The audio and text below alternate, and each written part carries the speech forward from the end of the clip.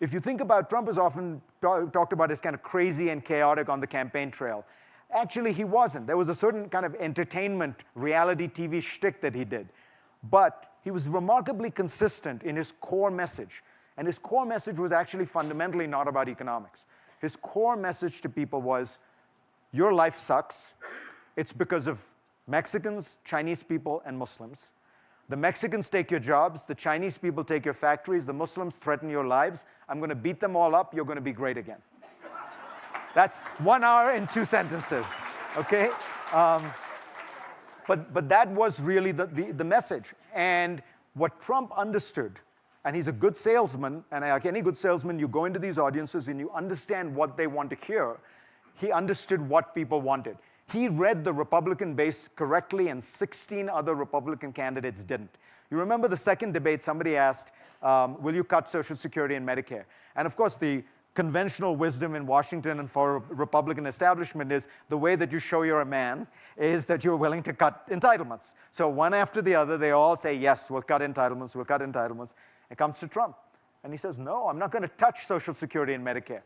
He understood, maybe because he went out there, maybe because he was a good salesman, that the base of the Republican Party was different. They were not that interested in entitlement reform and getting rid of the carrot interest. And they didn't understand any of it. What they wanted to hear was this raw message of cultural anxiety, cultural affirmation, and a sense that he connected with them. And that's another part of this populist puzzle that I think is very important to talk about. There's a very good Harvard Business Review article that pointed out that working class people actually like rich people a lot because they want to be like them.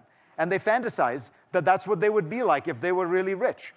You know, if you think about the photographs we've seen of the inside of Trump Tower, his apartment, that is basically a working class person's fantasy of how you would live if you hit the jackpot, right? Or how the suite you would book in Vegas if somebody gave you $5,000, right? And that is how they think about the rich. The people they really don't like are all of you, professionals. They despise professionals because they regard them as coming from a different world. These are overeducated people who like to live in urban areas, who have very bizarre food tastes like arugula and kale, organic food, who engage in strange practices that seem to them almost like witchcraft, like yoga and Pilates, right? I hope I'm not hitting too close to home here.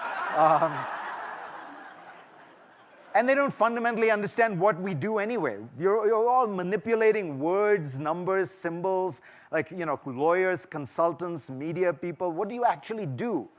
But a guy who builds a building, right? And that's stuff. And then he spends the money the way they fantasize about spending it. Trump had once on his Instagram a photograph of him in his jet with the gold buckles and a big bucket of Kentucky Fried Chicken. Right? And the message he's sending is, I'm just like you, only richer, right? If you were rich like me, you'd own a private plane, but you'd still eat Kentucky Fried Chicken. This has been the great challenge for the Democratic Party. The Democrats are constantly worried about, are we left enough, right enough? Do we have the right single-payer plan? Should we? First of all, the public doesn't vote on that basis. There's over mountains of research in social science that show the public votes from its gut. It's not evaluating these programs. And by the way, on economics, the public generally likes the Democrats more. I think 51% of Trump voters support a $15 minimum wage. So this is all about some kind of sense of cultural connection. Do you know me? Do you understand me?